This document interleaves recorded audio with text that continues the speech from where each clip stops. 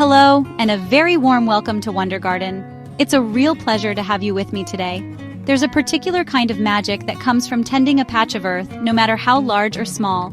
It connects us to the seasons, to the very rhythm of life itself. And the wonderful thing about gardening is that there isn't just one way to do it. The possibilities are as varied and as beautiful as the plants themselves, each with its own character, its own demands, and its own unique rewards. Today we're exploring the top 11 garden types you need to know for the best home gardening ideas.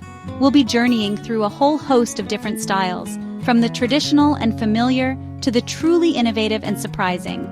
Whether you have acres of land, a small city balcony, or simply a sunny windowsill, there is a type of garden that is perfect for you, waiting to be discovered.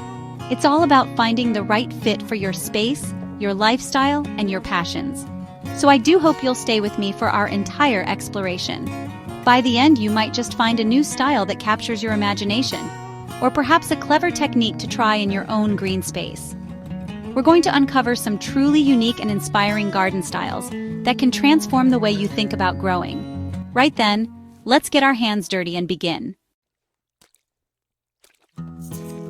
We begin with what most people picture when they think of a garden, the traditional in-ground plot. This is gardening in its most elemental form, working directly with the earth beneath our feet. It's about creating beds in the soil, amending them with compost and goodness, and planting directly into the ground. It forms a permanent, living part of your landscape, a space that evolves and matures with each passing season. The great advantage here is space. With an in-ground garden, you have the freedom for roots to run deep and wide, allowing you to grow larger plants, shrubs, and even trees that simply wouldn't be happy in a container. Think of sprawling pumpkin vines, towering sunflowers reaching for the sky, or a permanent bed of asparagus that will give you a harvest for 20 years or more. It's a long-term investment in your land. Success, as with all gardening, starts with the soil. Before you plant a single seed, you must get to know your soil. Is it heavy clay or is it sandy? Is it acidic or alkaline? A simple soil test is invaluable. The key is to improve it year after year by adding organic matter, well-rotted manure, garden compost, leaf mold. This feeds the soil, which in turn feeds your plants. When planning your in-ground garden, think about the sun. Watch how it moves across your plot throughout the day. Most vegetables and many flowers need at least 6 hours of direct sunlight to truly thrive. Also, consider access. You'll need paths, whether formal or informal, so you can weed, water, and harvest without compacting the soil around your plants. A little bit of planning goes a very long way. Ultimately, an in-ground garden is a profound partnership with nature. You are working with the existing ecosystem, encouraging worms and beneficial microbes.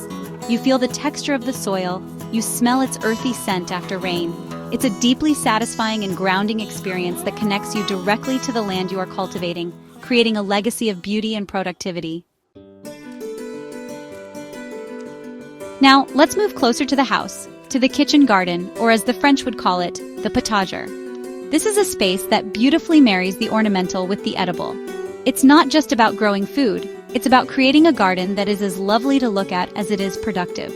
The kitchen garden is traditionally located just a step or two from the kitchen door, making it wonderfully convenient to pop out and snip a few herbs or gather some salad leaves for supper. What makes a kitchen garden so unique is its design. It often features a more formal layout, perhaps with raised beds arranged in a symmetrical pattern, neat paths of gravel or brick, and a central focal point like a bird bath or a sundial.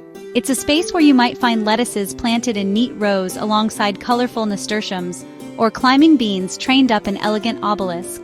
The idea is to create a tapestry of color, texture, and form. The crops grown here are those you use most frequently in your cooking. Think of cut-and-come-again salad leaves like rocket and mizuna, a variety of herbs from parsley to thyme, spring onions, radishes, and perhaps a few courgette plants. It's about having the freshest possible ingredients right at your fingertips. You can also incorporate edible flowers like calendula and borage to add beauty to the plot and your plate. To start your own, you don't need a great deal of space. A small, sunny patch near the house is perfect. You could begin with a simple 4-bed layout. The key is to keep it well maintained. Because it's a design space, it relies on a certain amount of neatness. Regular weeding, tidying, and succession planting are essential. When you harvest your radishes, have a new crop of seedlings ready to pop in their place. A kitchen garden is a constant source of joy and utility. It changes throughout the seasons, offering a visual feast and a literal one too. It encourages you to cook with what's fresh and available, fostering a deeper connection between the garden and the table. It is, in essence, the heart of a productive home, a place of both beauty and bounty. From the very traditional, we now take a leap into the future with hydroponic gardening. This is a truly fascinating method of growing plants without any soil at all. Instead, the plant's roots are suspended in or intermittently flooded with a nutrient-rich water solution. It might sound like something out of a science fiction film, but it's a practical and increasingly popular way to garden, especially in urban environments. How does it work? Well, in a traditional garden, the soil's job is to act as an anchor for the roots and as a reservoir for nutrients and water. In hydroponics, we provide these things directly. The plants are often held in place by an inert medium like perlite, rock wool, or clay pebbles, which provide support but no nutrition. All the essential minerals and nutrients the plant needs are dissolved in the water and delivered straight to the roots. The advantages are quite remarkable. Because you're providing the perfect amount of water and nutrients, plants can grow much faster and produce higher yields than their soil-grown counterparts. Hydroponic systems also use significantly less water, up to 90% less, because the water is recirculated rather than draining away into the soil. And of course, with no soil, there are no soil-borne pests or diseases, and no weeding. It's a very clean and controlled way to grow. This system is particularly well-suited for leafy greens like lettuce, spinach, and kale, as well as herbs like basil and mint. Fruiting plants like tomatoes, peppers, and strawberries also do exceptionally well in hydroponic setups. You can buy ready-made kits that are perfect for beginners, ranging from small countertop systems to much larger, more complex arrangements.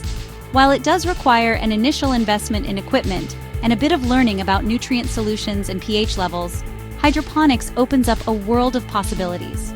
You can have a thriving garden in a flat, a basement, or any space where traditional gardening would be impossible. It's a testament to human ingenuity, allowing us to cultivate fresh food in the most unlikely of places. There is something uniquely satisfying about an herb garden. It engages all the senses. The sight of the varied green foliage, the sound of bees buzzing around the flowers, the feel of the different leaf textures, and of course, that incredible evocative aroma. An herb garden is a collection of plants grown for their culinary, fragrant, or medicinal properties, and it can be one of the most rewarding and useful parts of any home garden. Whether you have a dedicated plot or just a few pots on a windowsill, the principles are the same. Most of the popular culinary herbs, especially those from the Mediterranean like rosemary, thyme, oregano, and sage, absolutely adore sunshine and need well-drained soil. They hate to have their feet wet, so if you're planting in the ground, adding grit or sand to the planting hole is a very good idea. For herbs like mint and parsley that prefer moisture conditions, a shadier spot or a separate container is best. The sheer variety is wonderful. You can have the staples rosemary for your roast lamb, mint for your tea, basil for your pasta sauces, and chives to snip over eggs. But I encourage you to be adventurous. Try growing lemon verbena for its intense citrus scent, or chamomile to dry for a calming tea. Lovage, with its strong celery-like flavor, is a fantastic addition to soups and stews. Maintaining a productive herb garden is all about regular harvesting. The more you snip and use your herbs, the more they will grow back, becoming bushier and more productive. Don't be timid about it. For plants like basil, pinching out the tips encourages side shoots to form, giving you a much fuller plant. Regular trimming also prevents them from flowering too early and putting all their energy into seed production rather than leafy growth. An herb garden is a living pantry. It elevates your cooking from the ordinary to the extraordinary, providing fresh, intense flavors that you simply cannot get from dried herbs in a jar. It's a simple pleasure, the act of stepping outside to gather a handful of fresh herbs, their scent filling the air as you crush a leaf between your fingers. It's a small but profoundly joyful part of gardening. Container gardening is perhaps the most versatile and accessible form of gardening there is. It is, quite simply, the practice of growing plants exclusively in containers rather than in the ground. This brilliant method allows anyone, regardless of whether they have a sprawling estate or a tiny urban balcony, to experience the joy of growing. It democratizes gardening, bringing it to patios, rooftops, windowsills, and doorways. The beauty of container gardening lies in its flexibility. You can create instant gardens, moving pots around to catch the sun or to change up your display. You have complete control over the growing medium, allowing you to provide the perfect acidic soil for a blueberry bush or the free-draining mix that a succulent requires. It's a wonderful way to experiment with plants that might not suit your garden's natural soil. Almost anything can be grown in a container, provided the pot is large enough. You can create a miniature orchard with dwarf fruit trees, have a summer-long supply of tomatoes and peppers, or cultivate a stunning floral display with a succession of bulbs, annuals, and perennials. The key is choosing the right size pot. A plant in a pot that's too small will quickly become root-bound, dry out, and fail to thrive. Always better to go a little larger than you think you need. Care is slightly different for potted plants. They are entirely dependent on you for water and nutrients. During a hot summer, a terracotta pot can dry out in a matter of hours. So daily, and sometimes twice daily, watering is essential. Because nutrients are leached out with each watering, regular feeding with a liquid fertilizer during the growing season is also crucial to keep your plants healthy and productive. Container gardening is like painting with plants. You can play with combinations of color, texture, and form, creating living arrangements that change with the seasons. A large pot can become a miniature ecosystem, with a tall thriller plant in the center, filler plants around it, and spiller plants trailing elegantly over the edge. It's a creative, manageable, and deeply rewarding way to bring green life to any space you have. Now we turn to an element that brings a unique sense of peace and life to any garden water. A water garden, whether it's a grand formal pond or a simple half barrel on the patio, introduces a new dimension of sight, sound, and ecology. It's a style of gardening that focuses on growing plants in and around water, creating a tranquil and reflective space that attracts a wealth of wildlife. There are several types of water plants, each playing a different role in the aquatic ecosystem. At the heart of most water gardens are the water lilies, their beautiful waxy flowers floating serenely on the surface, while their leaves provide shade and shelter for aquatic life. Then you have the marginals, plants like irises and marsh marigolds, which grow in the shallow water at the pond's edge, their roots in the soil, but their stems in the air. Submerged, oxygenating plants are the unseen heroes of a water garden. Plants like hornwort or elodea live entirely underwater, releasing oxygen which helps to keep the water clear and healthy for fish and other creatures. Finally, you have floating plants, such as water hyacinths or duckweed, which drift on the surface, their roots dangling freely in the water. A balance of these plant types is key to a healthy mini ecosystem. You don't need a huge space to enjoy water gardening. A simple, watertight container like an old ceramic sink or a wooden half barrel can be transformed into a beautiful miniature water feature. You can place a few marginal plants in pots on bricks to raise them to the correct height, add a small water lily, and fill it with water. It's a manageable project that brings immense rewards. The gentle sound of water and the sight of a dragonfly darting by can be incredibly soothing. Setting up a water garden is to create a habitat. You are inviting nature in. Soon you'll notice frogs arriving, dragonflies and damselflies dancing over the surface, and birds coming to drink and bathe. It becomes a focal point, a hub of activity. A water garden is a living, breathing entity that brings a magical quality and a deep sense of tranquility to your outdoor space. Gardening doesn't have to stop at the back door. Indoor gardening allows us to surround ourselves with the beauty and health benefits of plants all year round, regardless of the weather outside. It's about, creating a green sanctuary within our own homes, purifying the air, and bringing a sense of life and vibrancy to our living spaces. For those without any outdoor space at all, it is their entire garden. The key to success with indoor gardening is understanding that our homes are very different environments from the outdoors. Light levels are much lower, humidity is often reduced by central heating, and air circulation can be poor. Therefore, the first rule is to choose the right plant for the right place. Don't try to grow a sun-loving cactus in a gloomy north-facing room. It will not be happy. There's a huge range of plants that thrive indoors. For lower light conditions, consider the resilient snake plant, the elegant peace lily, or the almost indestructible ZZ plant. If you have a bright sunny windowsill, you could try succulents, cacti, or a flowering plant like an orchid. Trailing plants like pothos or string of hearts are wonderful for hanging baskets, or for cascading down from a high shelf, adding a touch of jungle-like lushness. Correct watering is the most common challenge for indoor gardeners. More houseplants are killed by overwatering than by anything else. Always check the soil before you water. A good rule of thumb is to stick your finger an inch or two into the compost. If it feels dry, it's time to water. If it's still damp, leave it be. Most indoor plants also appreciate a boost in humidity, which you can provide by misting them regularly or placing them on a tray of wet pebbles. An indoor garden can be as simple as a single beautiful specimen plant on a side table or as elaborate as a dedicated plant shelf with grow lights. It's a way to stay connected to nature during the long winter months and to curate a living collection of beautiful and interesting plants. They become part of the family, silent companions that ask for little but give so much in return. The flower garden is a celebration of color, fragrance, and form. It's gardening for pure, unadulterated joy. While many gardens incorporate flowers, a dedicated flower garden makes them the star of the show. The goal is to create a living work of art, a dynamic display that changes through the seasons, providing a continuous succession of blooms from the first snowdrops of spring to the last asters of autumn. For a beginner, the world of flowers can seem a little daunting, but it needn't be. A great place to start is with hardy annuals. These are plants that complete their entire life cycle in 1 year and can be grown easily from seed. Think of vibrant cosmos, cheerful zinnias, and sweet-smelling sweet peas. They are wonderfully forgiving and provide masses of flowers for cutting, so you can bring the beauty of your garden indoors. The next step is to introduce perennials. These are plants that come back year after year, forming the backbone of your flower border. Good choices for beginners include geraniums, not to be confused with pelargoniums, rudbeckias with their sunny daisy-like flowers, and salvias, which are beloved by bees. By planting a mix of perennials that flower at different times, you can ensure there's always something of interest to look at. Good design in a flower garden often follows a few simple principles.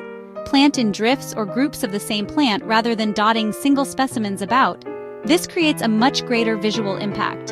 Think about height, placing taller plants like delphiniums or foxgloves at the back of the border and shorter plants at the front. And honestly, don't forget to play with color and texture, combining fine, feathery foliage with bold, broad leaves. A flower garden is a constant source of delight. It's a place to sit with a cup of tea and watch the bees and butterflies flit from bloom to bloom. It requires attention, deadheading spent flowers, staking taller plants, and weeding. But this work is a pleasure in itself. It is a partnership with nature to create something of fleeting but profound beauty. For those of us with limited space, square-foot gardening is an absolute revelation. It's a simple but brilliantly effective system for creating a highly productive vegetable and herb garden in a very small area. Developed by Mel Bartholomew, the method involves dividing a raised bed into a grid of 1-foot squares. Each square is then planted with a specific number of a particular type of plant. The layout is the heart of the system. A typical square-foot garden bed is 4 feet by 4 feet, which creates a grid of 16 squares. This size is important because it means you can reach the center of the bed from any side without ever having to step on the soil, which prevents compaction. The grid, often made with string or thin strips of wood, is not just for show. It's a visual guide for planting. The benefits are numerous. Because you are planting so intensively, there is very little room for weeds to grow, which drastically cuts down on maintenance. It's also incredibly efficient with resources. You only need to water and amend the soil in the specific squares where plants are growing. The system also encourages succession planting. As soon as you harvest 1 square of radishes, you can pop in a new plant or seed for the next crop. The planting guide is very specific. For example, in a single 1-foot square, you could plant 1 tomato, 4 lettuces, 9 spinach plants, or 16 carrots. This intensive spacing shades the soil, helping to conserve moisture. The planting mix used, often a combination of compost, peat moss, and vermiculite, is light, friable, and nutrient-rich, providing the perfect growing medium. Square-foot gardening is a methodical, organized, and incredibly satisfying way to grow a surprising amount of food in a tiny footprint. It's perfect for beginners as it takes the guesswork out of plant spacing. It's a logical, practical, and highly productive system that proves you don't need a large plot of land to enjoy a bountiful harvest. We now step back in time and journey east to explore the serene and symbolic world of Mughal-style gardening. These gardens, which flourished in the Indian subcontinent from the 16th to the 19th century, are not just about plants. They are earthly representations of paradise, designed for reflection, pleasure, and contemplation. They are formal, geometric, and deeply imbued with spiritual meaning. The defining feature of a Mughal garden, or charbagh, is its layout. The space is divided into 4 quarters by flowing water channels, representing the 4 rivers of paradise mentioned in the Quran. These channels are not merely decorative, they are the lifeblood of the garden, providing irrigation and a cooling influence in a hot climate. At the center, where the channels intersect, there is often a raised platform, a pavilion, or a pool, signifying the source of life. The design is rectilinear and enclosed by high walls, creating a private, protected sanctuary separate from the outside world. Symmetry is paramount. Everything is balanced and ordered, creating a profound sense of harmony and peace. Shady trees, such as cypress for their symbolism of death and eternity, and fruit trees like pomegranates and figs for their symbolism of life, are planted in formal arrangements. The plant choices are highly sensory. Fragrance is incredibly important, with roses, jasmine, and tuberoses filling the air with their heady perfume. The sound of running water from fountains and channels is ever present, masking outside noise and soothing the soul. Colorful flower beds are laid out in geometric patterns, and raised platforms provide vantage points from which to appreciate the garden's perfect order. To incorporate Mughal-style elements into a modern garden, you don't need a vast estate. You can capture its essence with a simple cruciform path, a small central water feature, and formal planting in symmetrical beds. It's about creating a space of enclosed tranquility, where the sound of water, the scent of flowers, and the beauty of ordered design combine to create a personal paradise for quiet reflection. Our final garden type is perhaps the most unconventional of all upside-down gardening. It is exactly what it sounds like: the practice of growing plants, most commonly tomatoes, in containers that hang upside down. It's a quirky, space-saving technique that has gained popularity among urban gardeners and those looking for a novel way to cultivate their crops. It certainly is a conversation starter. So how on earth does it work? The system uses a specially designed hanging container, often a bucket or a bag, with a hole in the bottom. A young plant is carefully threaded through this hole so that the foliage hangs downwards and the root ball sits inside the container. The container is then filled with soil and hung from a sturdy support, like a porch beam or a strong bracket on a wall. The advantages are quite specific. First, it saves a tremendous amount of ground space, making it ideal for balconies and patios. As the plants are elevated, there is no need for staking or caging, as gravity naturally supports the weight of the fruit-laden stems. This elevation also improves air circulation around the plant, which can help to reduce fungal diseases, and it keeps the fruit off the ground, away from soil-borne pests and rot. Tomatoes are the classic choice for this method, particularly trailing or determinate varieties. However, you can also have success with other vining plants like cucumbers, peppers, aubergines, and even strawberries. The key is to choose plants that have a natural tendency to trail or hang. Watering can be a little tricky, as water can run out of the top and the bottom, so a slow, steady watering is best. While it might not be suitable for all plants or all gardeners, upside-down gardening is a brilliant example of creative problem-solving. It challenges our conventional ideas of what a garden should look like and demonstrates that with a little ingenuity, we can find ways to grow food in the most limited of spaces. It's a fun experiment and a wonderfully efficient use of vertical space. And there we have it, a journey through 11 distinct and wonderful types of gardening. From the traditional in-ground plot and the beautiful potager to the high-tech world of hydroponics and the quirky ingenuity of upside-down planters, we've seen just how diverse and adaptable the world of gardening can be. Each style offers its own unique set of benefits, challenges, and rewards, proving that there truly is a garden for every single space and every person. The most important thing is to find the style that resonates with you, the one that fits your home, your lifestyle, and your heart. Perhaps you were drawn to the tranquil, ordered beauty of the Mughal garden, or maybe the practical efficiency of square-foot gardening has sparked an idea for your own small space. Gardening is a personal journey, and the best garden is the one that brings you joy and connects you to the natural world, no matter its form. I do hope you found some inspiration today. I would love to hear which garden type was your favorite, or if you have any experience with these styles yourself. Please do leave a comment below and share your thoughts. And if you'd like to join us for more gardening tips and ideas, don't forget to subscribe to Wonder Garden. Until next time, happy gardening.